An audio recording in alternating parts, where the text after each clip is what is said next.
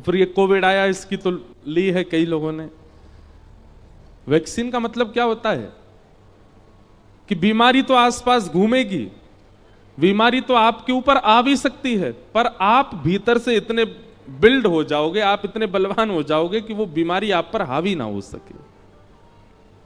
ठीक वैसे हरिनाम है, जितना नाम जप करेंगे, कथा श्रवण करेंगे, हरिनाम संकीर्तन करेंगे, तो इससे प्रभाव क्या होगा कि जीवन में आर्त तो आएंगे, संकट तो आएंगे, विपत्ति तो आएगी, पीड़ा तो आएगी, पर वो भीतर से आपको इतना मजबूत कर चुका होगा कि आप उसका प्रभाव आप पर नहीं होगा, आप उससे विचलित नहीं होगे, आप उससे टूटोगे नहीं।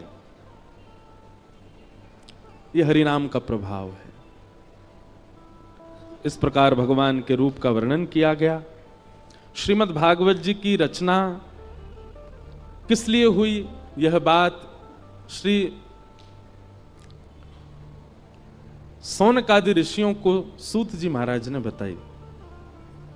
नारद जी महाराज पृथ्वी पर भ्रमण करते करते जब वृंदावन गए तो वृंदावन में उन्होंने ज्ञान वैराग्य को वृद्धावस्था में देखा और उनकी मां भक्ति को उन्होंने युवावस्था में देखा। बहुत ध्यान से सुनो, थोड़ी देर और महात्मा पूरा कर रहे हैं, फिर कथा को विराम देंगे।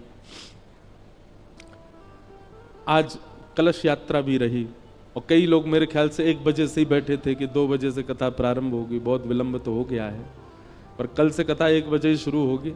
थोड़ी देर और श्रवण करो बिल्कुल शांति से। तो नारद जी महाराज ने जब देखा कि भक्ति महारानी युवा और उसके पुत्र ज्ञान वैराग्य वृद्ध हो चुके हैं, तब ज्ञान वैराग्य की वृद्धावस्था को दूर करने के लिए उन्होंने उपाय पूछा। कोई नहीं बता पाया। तब बद्रीनाथ में गए तो वहां सनक सनंदन सनातन सनत कुमारों ने कहा एक ही उपाय है ज्ञान और वैराग्य के वृद्धावस्था को दूर करने का। क्या? सत्कर्म सूचको नूनम ज्ञान यज्ञ स्मृतो बुधैः श्रीमद्भागवतालाप सतु गीत सुखादिभिः। श्रीमद् भागवत की कथा कराओ। बंधुओं, लिख लीजिएगा, 7 दिन के अंदर आपके भीतर ज्ञान उत्पन्न होना चाहिए। ज्ञान उत्पन्न होने का मतलब आपको बहुत नॉलेज हो जाए ना। विवेक बुद्धि को कहते हैं ज्ञान। विवेक बुद्धि का मतलब क्या होता है? सही और गलत की पहचान। एक बात बहुत ध्यान से सुनो कि कथा सुनने वाला व्यक्ति असमंजस में ज्यादा नहीं रहता। असमंजस समझते हैं? कंफ्यूजन। आध्यात्मिक व्यक्ति, भक्ति पथिक व्यक्ति, कथा सुनने वाला व्यक्ति वो कंफ्यूजन में नहीं रहता। उसको क्या करना है वो निर्णयात्मक बुद्धि स्पष्ट हो जाती है। वो स्पष्ट रहता है, ये करना है ये नहीं करना, उसको स्पष्ट है। 2 प्रकार के लोग होते हैं स्पष्ट। एक तो जिद्दी होते हैं। हर घर में एक व्यक्ति ऐसा होता है, उसको कितना भी मना करो जो नहीं करना नहीं करना नहीं करना, नहीं नहीं नहीं मुझे तो यही करना है, वो जिद्दी है। सब जानते हैं कि ये मार्ग गलत है फिर भी जिद कर रहा है, वो जिद्दी एक अलग विषय हो जाता है। वो एक प्रकार से तामसी व्यक्ति है। आध्यात्मिक व्यक्ति जो होता है वो उस मार्ग को चुनेगा जिससे उसका और उसके संग रहने वाले सबका कल्याण हो, और उसमें उसको असमंजस नहीं होती, कंफ्यूजन में नहीं रहता, कंक्लूजन में रहता है, स्पष्टीकरण में रहता है। आध्यात्मिक व्यक्ति कभी फंसता नहीं अपनी विचारधारा में, उसको पता है मुझे क्या करना है।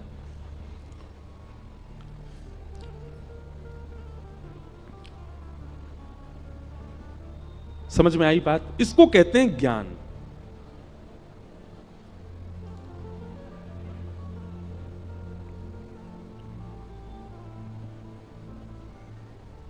ज्ञान का मतलब बहुत जानकारियां इकट्ठी करना नहीं होता।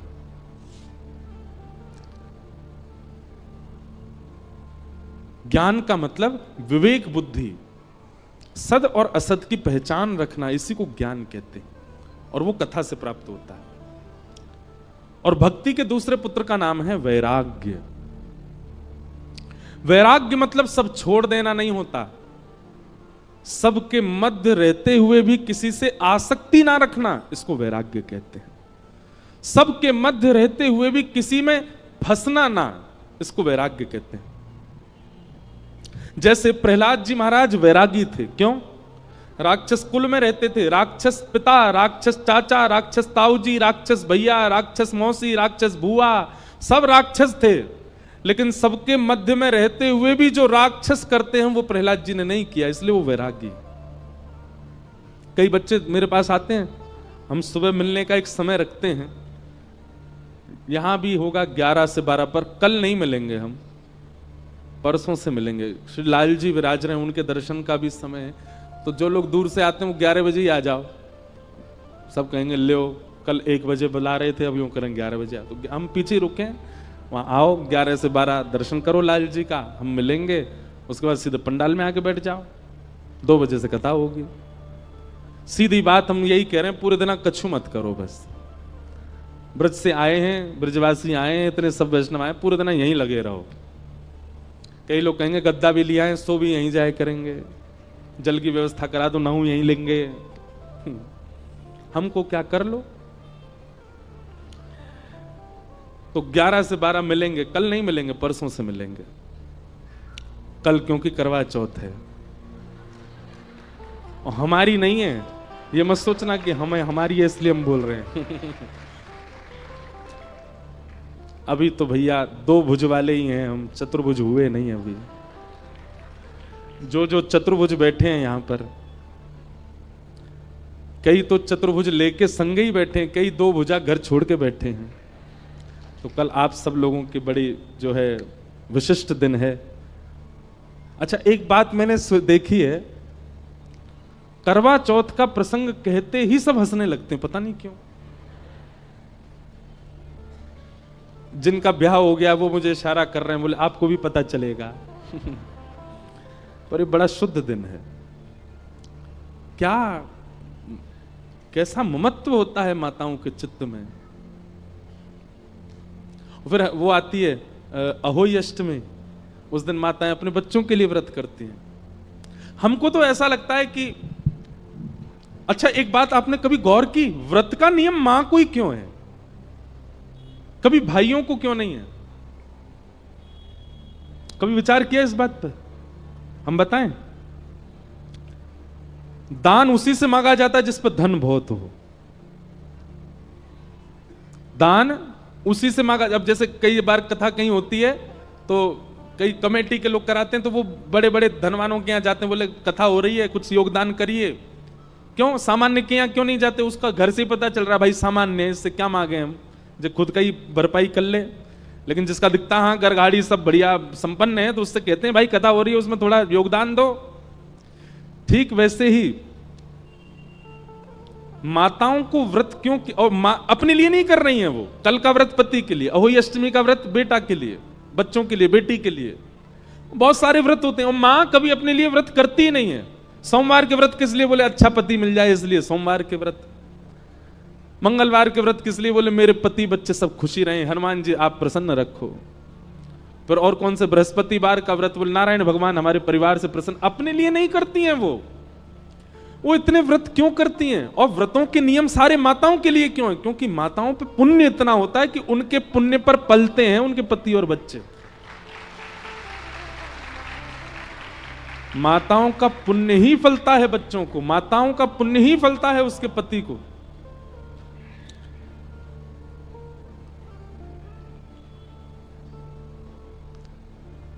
जिस घर में माताओं का बहुत सम्मान होता है उस घर में बालक जन्म नहीं लेते, देवताओं के अंश आते हैं। यहां माताओं का बहुत सम्मान है, देवता ही जन्म लेते हैं।